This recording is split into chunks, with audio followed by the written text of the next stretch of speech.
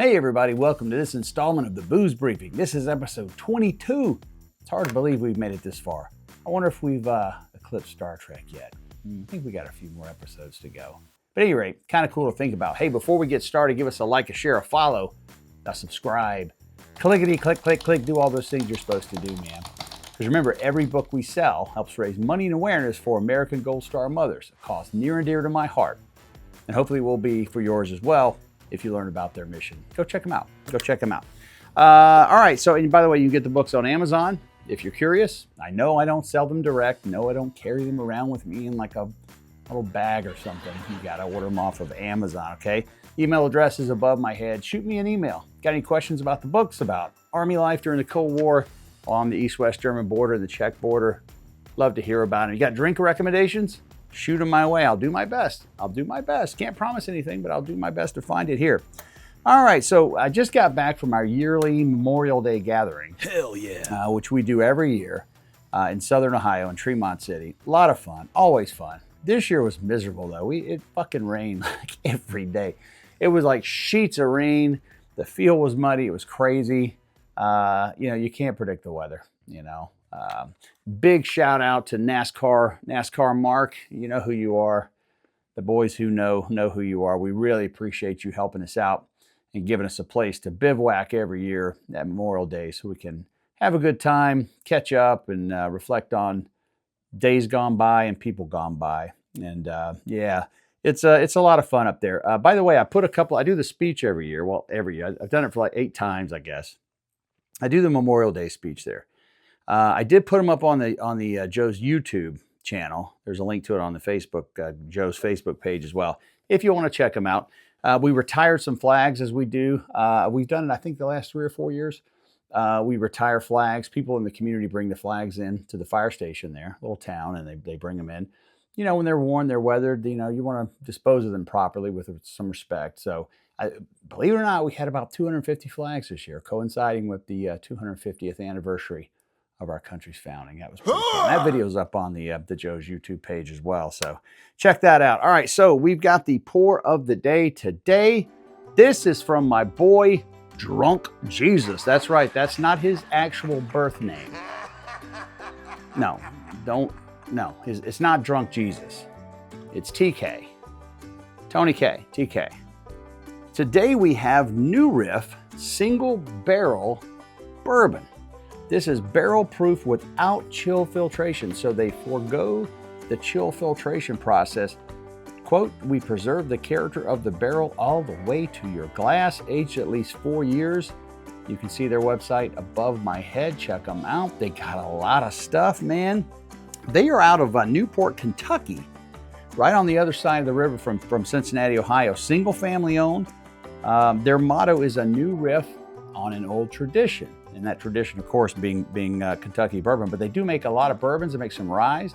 They even make a wild gin, which is made partially from wildly foraged, recipe or ingredients for the recipe. Very cool, man. Check them out. New Riff. And I'm looking forward to it. And by the way, look at this dude. Look at this guy. This is Ken Lewis. He's the founder. He's the founder of New Riff. Come on, don't you want to buy liquor from this dude? He's got the look, man. He's got the bourbon fucking look. I'm telling you, he was a liquor retailer and an entrepreneur and decided, you know what, I'm going to hire a bunch of industry folks from kind of all walks of life and brought them all in there and are going to have a good time and make some good shit. And we'll be finding that out in a second. In fact, let's go ahead and give ourselves a little pour here. We're founded, I think it was in 2014 or so. Award-winning, by the way, this single barrel. This, I think, won the gold medal at in San Francisco. I think it's the Open Spirits or New Spirits competition they have there. At any rate, yeah, this is supposed to be some good stuff. Thank you, TK, for contributing that. That's a good starter pour there. What is that? It's about 3 fingers. Yeah, we'll take that. All right, New Riff. We'll let that sit for a second here. And and by the way, it smells like liquor. All right, this I think is 113 and a half proof. So 56.75% alcohol. And so it's going to have a little bite to it. I'm anticipating, but we'll see. We'll have to see. We'll have to give it a go. All right, so the challenge is still going on. Remember, we get to 1,000 subscribers on our Facebook page. or YouTube. Probably going to be Facebook. It's far more on Facebook. I'm going to eat this 1989 MRE potatoes au gratin side item, one of the last things in my Alice pack in my rucksack when I ETS'd in 1989. That's what we're going to do. So remember, send it to your Joe buddies, your uncles, your brother, your cousins, whoever, your friends. Just send it to them. Say, follow this dude. Good stories, good fun, good bourbon. Yeah, and I'm going to eat this nasty shit, or try to, and we'll see how it goes. All right, so let's, I'm dying to try this. Tony's been on me the whole time at the reunion. TK's sitting there saying, oh, you got to try the new Riff. You got to try the new Riff. Okay. So he gives me the bottle. Yeah, take this with you. Okay. All right, dude. Cool. Hits me up when we get home. Hey, have you tried the new? No, I haven't tried it yet. I'm going to try it here. All right. So we're going to try it right now. No, you know, okay. We'll go ahead and do it there. It's kind of waffling between going to the first question and coming back, but let's have a quick, we got the Nutter Butter dunk test we still got to do too. So let's just take a swig. Just a small sip here.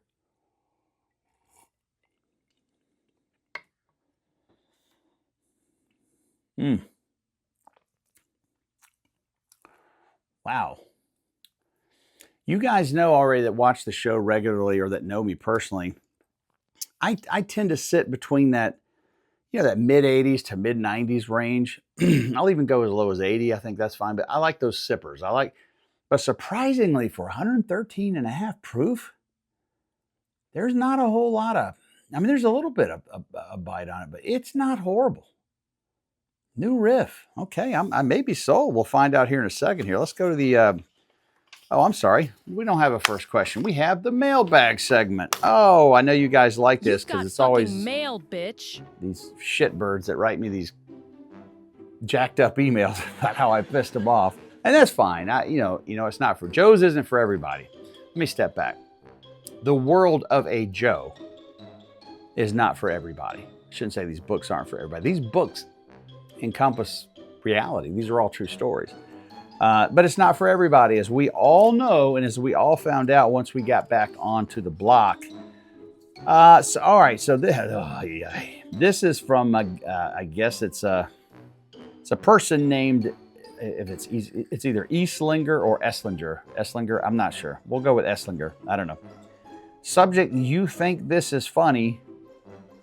Question mark, question mark, question mark. All caps, of course. You think this is funny.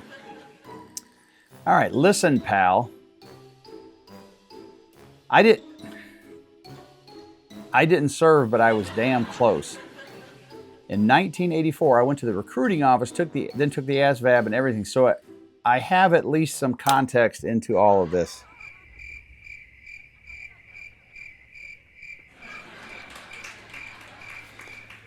Whew, all right. You guys are going to have fun with this fool in the comments. I read The High Top Heist. That's in volume 2, I believe. I read The High Top Heist, and honestly, I'm honestly pissed. You make it sound like soldiers were just running around Europe stealing stuff, drinking nonstop, and disrespecting property like it was no big deal. That's not the army I was prepared to join. You laugh about you all breaking rules like they were optional, and you joke about authority figures like they're cartoons. That's not humor, dude. That's straight up criminal behavior. All right. My uncle was airborne, and he didn't screw around like that. He had high standards. You make it seem like the whole Cold War was just an excuse for idiots like you and your buddies to act out overseas, and don't give me that it was a different time excuse. Wrong is wrong, and you know it. You could have told these stories with some dignity instead of bragging about bad behavior like it's some sort of badge of honor. Frankly, if this is what the Army was really like, I'm glad I didn't go. Signed, Esslinger? I don't know. Bro, damn. Okay. No, I don't even know where to start, guys. Look, that's not, every story, if you take these stories, these are moments in time, okay? These are moments in time where funny things may have happened, okay? Or interesting things may have happened. But certainly during these moments, and I think anyone who served in any era of the military will tell you, in between the moments of hilarity and levity and pranking or whatever you're doing, the hijinks, we'll call it the hijinks, there's a lot of fucking work. Hell yeah. All right. I mean, it wasn't like I woke up in the morning and said, hey, who can I prank today? Who can I fuck with today? Or what can I, what can I steal today? Or whatever the hell is going through your mind right now, bro. It's so way off base. Okay. What you don't see is the other 99.9% of the time wearing that uniform. As a tanker, you are breaking track. You are cleaning the tank. You're bore sighting, you're doing gunnery. There's a million things that you're doing as a part of your job, your MOS, your military occupational specialty. You didn't get that far enough along to have one, okay? So there's a lot of stuff that you don't see in these books. It's alluded to in places. We were on this exercise, or we were doing this. But you don't see the 99.9% of the time where we are busting our ass, sleep deprived, cold, miserably hot, or both at the same time and hungry as hell. You don't see that. So that's all I can say about that. I mean, yeah, it was a different time, but trust me, this shit happens now. It happened before I got in. Why? Because a Joe is a Joe is a Joe. It goes back to ancient times. I don't honestly know why someone gave you this book as a dude who, what'd you say? You were damn close to joining. Why would they even give you this book? What kind of bullshit tales are you spinning to people out there, brother? I don't know. Anyway, have fun with this clown in the comments. Esslinger, Eslinger. Esslinger? I don't know, whatever the fuck it is. All right, let's move on to something productive. How about the Nutter Butter Dunk Test? I'm gonna have a little sip, another little sip here, man.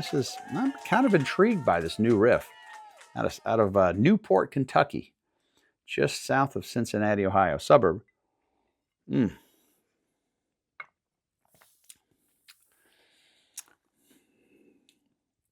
Man, it has some body. Hell yeah. It really has some flavor to it.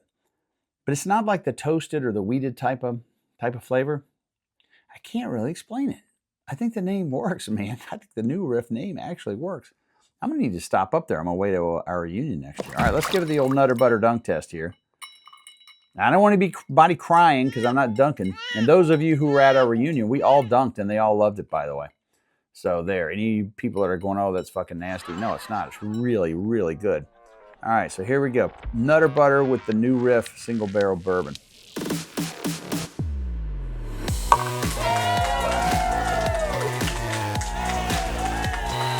This is off the chain, man. Oh, whoop. That's off the chain, bro. All right, you need to get you some new Riff or some Nutter Butters at least with your favorite bourbon. Try the new Riff, man. It's pretty good. They make the ryes and stuff. I don't know if I want to get them. Maybe I'll try it. I haven't done any ryes here. Damn, that's good. I also have my backup Nutter Butter for after I turn the camera off. But yeah, damn, that's good, man. I think it passes the Nutter Butter Dunk Test. Smells, tastes like liquor, and it passes the dunk test. All right, final question of the day. It's like it's a two-part question. From Roast Beef Iron Curtain. What the fuck, dude? Roast Beef Iron Curtain. What's wrong with you people? I actually kind of like it. It's pretty funny. Which story would get you banned from Facebook if you told the uncensored version? And also, was there a moment where you thought, yep, this is definitely going in a book someday? Well, let me answer well, they're all kind of related. The second part is no. No, I mean, I wasn't thinking, no, none of us were thinking about writing a book of funny stories then. We were living in the moment, man. There were no cell phones. We were just having fun. Doing our job, busting our ass. But no, we were focused on that, man. You know, and the in-between the Army, you know, you have your Army as your day job or your month job, and when you're doing field problems, things like that. But in those in-between moments, man, no, you're just having a good time and living in the moment. No cell phones, nothing. Maybe somebody had a 110 Kodak camera that they're taking, you know, exposures on or whatever. But other than that, no, man, we're just having fun, having a good time. Nobody was thinking about a book. That wasn't until years later. Which story would get me banned if I told the uncensored version? You know, the only one that comes close is what the hell did I call it? Now I gotta look. I've got to look. I can't remember what I called it because I do funny things with titles sometimes, as you guys know. That's volume 2. I don't need volume 2. I need volume 1. It was called, I believe it was The Agony and the Ecstasy. Yeah, The Agony and the Ecstasy. That story probably would get me banned from Facebook if I wrote it as a post, like I type, I tell what actually happened. The ending of that story might get me in trouble. But the ending of that story, you clever readers out there already remember, I made the comment specifically in 2016 when I wrote that. 2017 is when I published it. I actually said something along the lines of, as for what happens next, if I'm ever invited to a TV talk show, maybe I'll reveal. Ugh, that was good. Came up again. That's great. Maybe I'll reveal it then. That hasn't happened, and I will not reveal it in writing. Because of the societal trend starting around that time, there was a lot of focus. If you recall, my home slice, Littleton, kind of got duped by someone who was questioning their gender and or sexuality, and that he got duped. So I'll leave it at that. How about that? But other than that, I don't think anything. No, I don't think so. There's a story in 3, which is told in its entirety, which probably would if I was sort of endorsing what happened in that story. But that's not the way that I present it in 3. I was involved in it, but unwittingly. And when it happened, and you have to wait for volume 3 to see. No, it wasn't a sexual thing like, Agony and the Ecstasy was in volume 1. But it was definitely something that opened my eyes as I was 18 at the time, 18 years old. And some of the guys got up to some hijinks over there, and I was not comfortable with it. But, you're kind of caught up in it, and you're dragged along for the ride. So, yeah, that one probably, if I endorsed it, it would be sort of that sort of thing. But no, otherwise, I don't think so. I think I tell them like it is. So let's go one final sip here. I'm telling you guys, man, this new Riff ain't bad. Let's see here. Got the little Nutter Butter crumbs in the tumbler here, which is pretty cool. Let's see.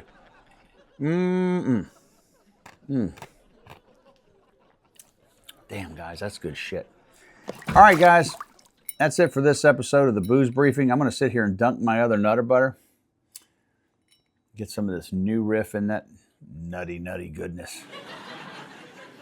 Anyway, guys, hit me up, man. Scott at Incursio. Email above my head very, very briefly here as I sign off. Rampage and We Pierce. Damn. Ah, well, shit, man. Dismissed.